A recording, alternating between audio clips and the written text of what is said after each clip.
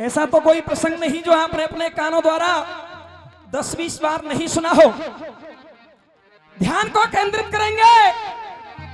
जब महाभारत युद्ध का समापन हो गया, धर्मराज युधिष्ठिर इंद्रप्रस्थ के राजा बन गए। आहा, राजा बनने के बाद मन में एक विचार आया कि राजा का एक कर्तव्य भी होता है, एक धर्म होता है, यानी विश्व विजयी यज्ञ करना, विश्व विजयी घोड़ा छोड़ना। ऐसा मन में विचार करके भगवान श्री कृष्ण के पास में पहुंचे, जाकर के निवेदन किया, प्रभु मैं विश्व विजयी यज्ञ करना चाहता हूं। भगवान कृष्ण कहते हैं, धर्मराज आपके विचार तो बड़े उत्तम हैं, लेकिन ये आपका यज्ञ सफल नहीं हो सकता। क्यों प्रभु? क्योंकि अभी एक ऐसा योद्धा बाकी है जो आपके यज्ञ को पूरा नहीं होने देगा। आहा, भगवान कृष्ण कहते हैं, सुनो, पहले काटो बाका टेकू। अरे पहले काटो बाका टेकू, जो रास्ता में रोना है, अरे फिर छोड़ा तुम निधरक है कि विश्व विजय को सो नाम गाम बतला दो स्वामी।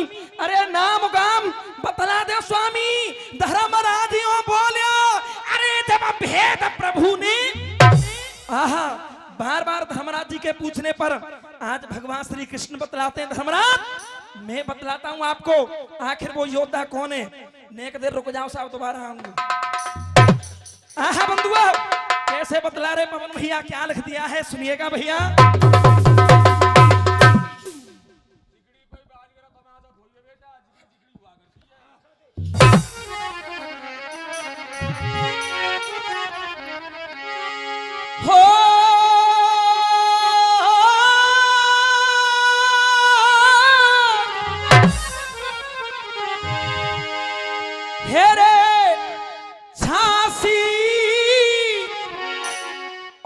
भूप कैद कर राखे, कोई कह न लगे बनवारी है,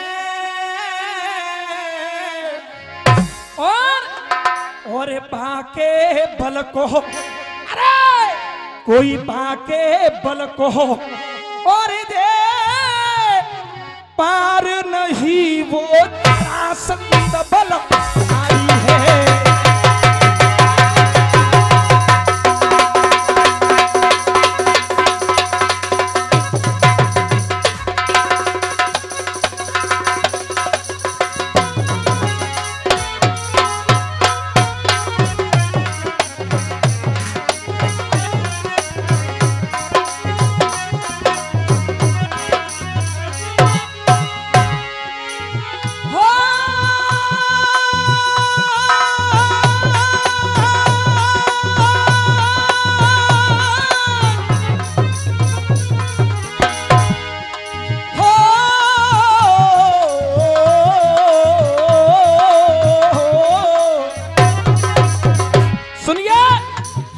वो कोई और नहीं, ऐसा योद्धा वो जरासंध है। आहा बंधुओं, उस योद्धा की एक प्रतिज्ञा भी है, क्या सुनिए। अरे 4 दिन हुए, कह दिया, अरे 4 दिन हुए सैकड़ा पूरा हो रे रे रे रे रे रे।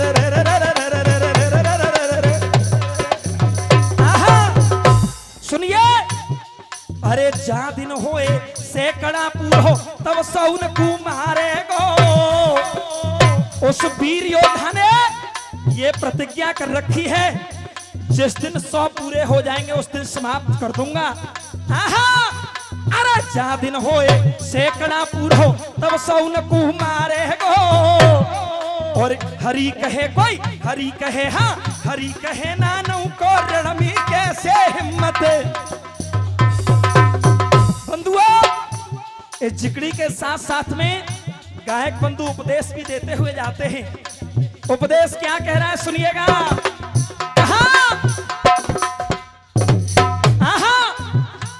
ये हर सुहवसु की मंडी है,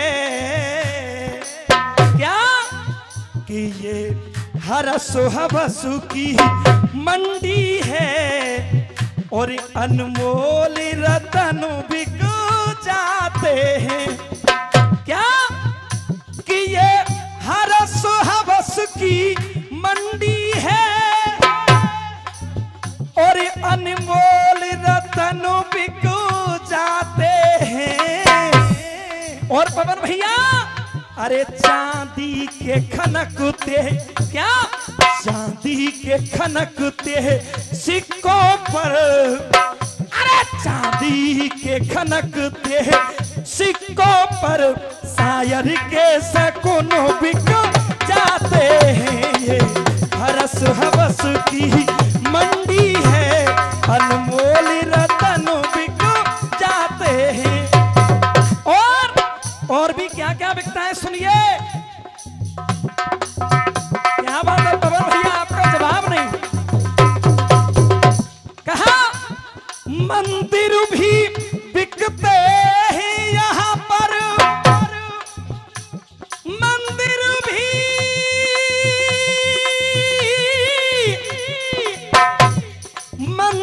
भी बिकते हैं यहाँ पर, मस्जिद भी खरीदी जाती है। हाँ मंदिर भी बिकते हैं यहाँ पर, मस्जिद भी खरीदी जाती है। और क्या बिकता है? अरे बिकती है सुहाग की रात यहाँ, अरे बिकती है सुहाग की रात यहाँ, और दुल्हन के चलनों बिक जाते हैं। ये हरस की मंडी है और अनमोल रतन बिक जाते हैं। बंधुआ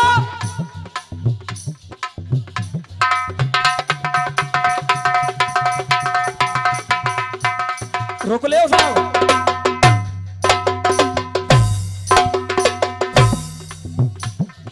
ये हमारे क्षेत्र का,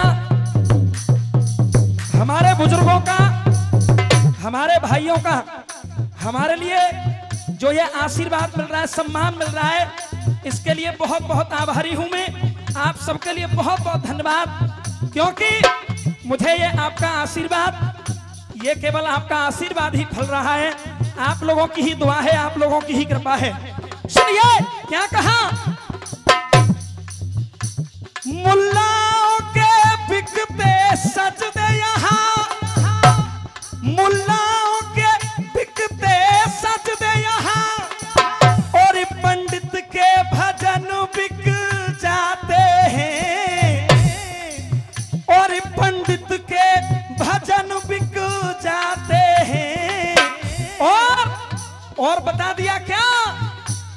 हाँ बंधुओं, बिकती है सुहाग की रात यहाँ, औरों का तो जिक्र ही क्या, अरे औरों का तो जिक्र ही क्या, मुर्दों के कफन बिक जाते हैं।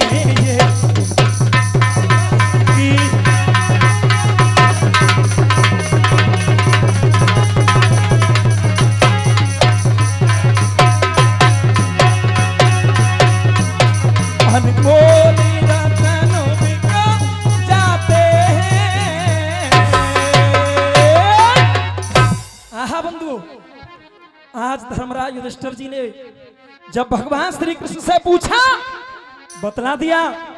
वो जो योद्धा है उसका नाम है जरासंध। भगवान श्री कृष्ण कहते हैं धर्मराज से, धर्मराज कोई ऐसा वैसा योद्धा नहीं है। कैसा है?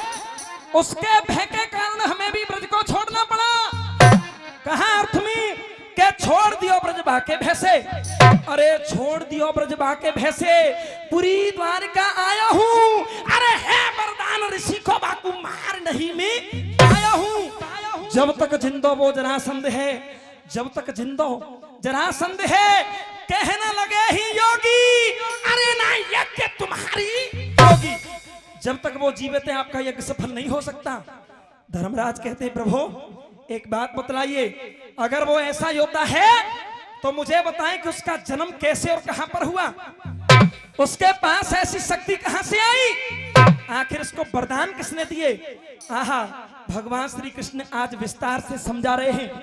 सुनिए धर्मराज, मैं बतलाता हूं उसका जन्म कैसे और कहां हुआ। क्या बतलाया?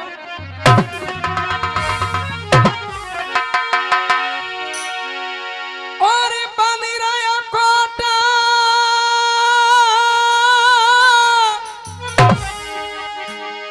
और विशाल सुनो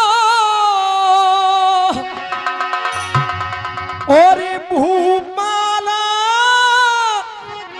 सत्य कहूं बानी,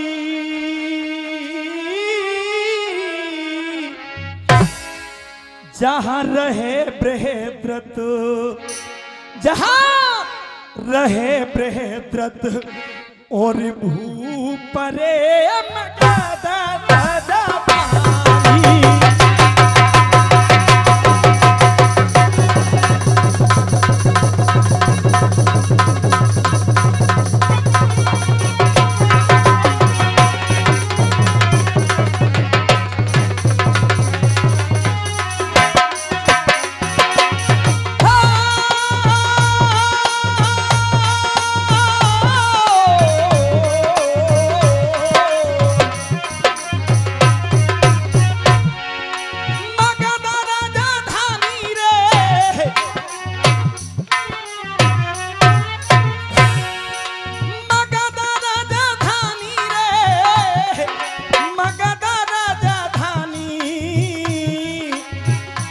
और जहाँ रहे बृहद्रथ भूपरे मगध राजधानी। बतला दिया, बृहद्रथ नाम के एक राजा हैं जो मगध देश में रहते हैं। वो राजा कैसे हैं सुनिए। कहा, अरे धीरे धीरे बलवान सुनो धरी। कहा, अरे धीरे धीरे बलवान सुनो धरी और ध्यान भूप सुज्ञानी। अरे धीर वीर बलवान सुनो धरि ध्यान भूप सुज्ञानी। और द्वे सुंदरता की सुंदरता की खान रे महल में जाके रानी, सुंदरता की खान रे।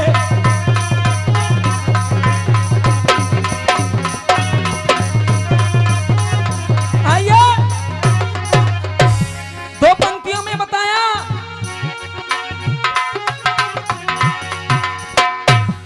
कहा, अरे बदल गया जमाना लोगों,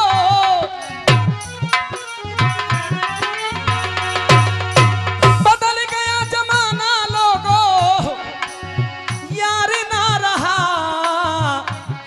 और माँ के जाए भाइयों में प्यार ना रहा।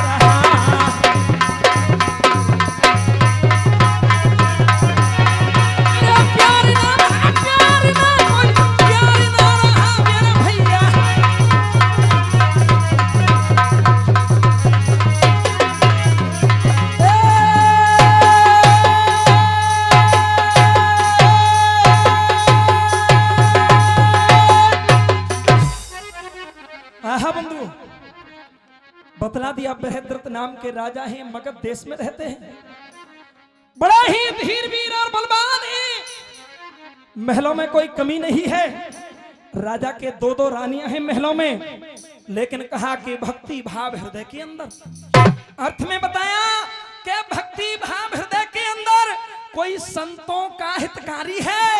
अरे तीन अछोड़ी सेना जाकी प्रजा सुखी रहे सारी है।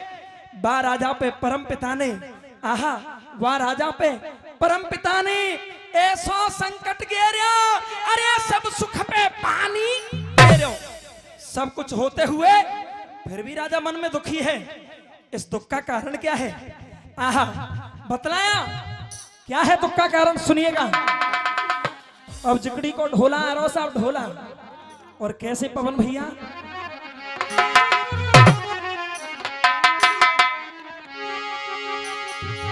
हो।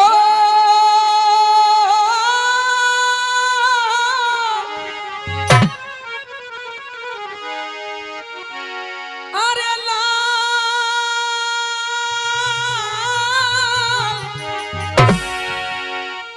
लाल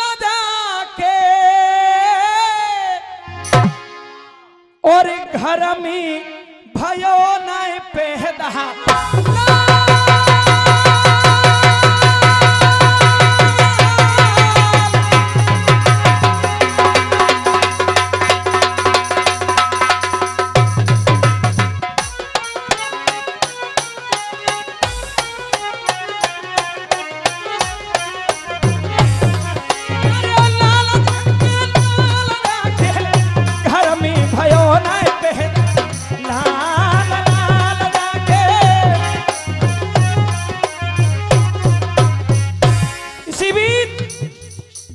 ये 500 रुपए का पुरस्कार क्या नाम है साहब?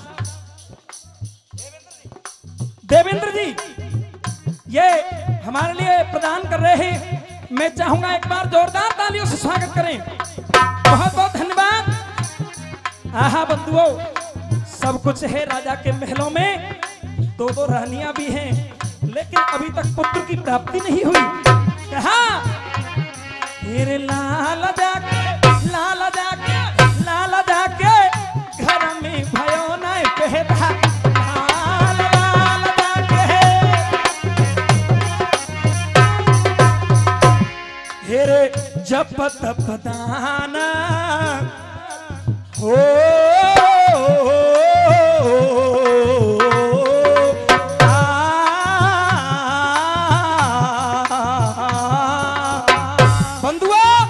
राधा ने अनेकों प्रयत्न भी किए, जप तप दाना यज्ञ जान किए, जप तप दाना यज्ञ जान किए, और ब्राह्मण न्योति जिमाए सब दिए, ब्राह्मण न्योति जिमाए सब दिए।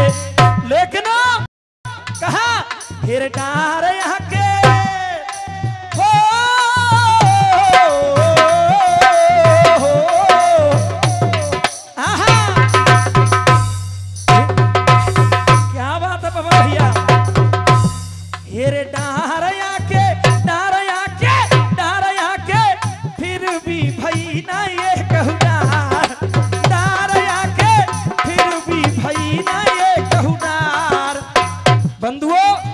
जब कोई पुत्र नहीं हुआ, आहा अनेकों प्रयत्न भी किए, अब राजा मन में विचार कर रहा है, दुखी हो रहा है।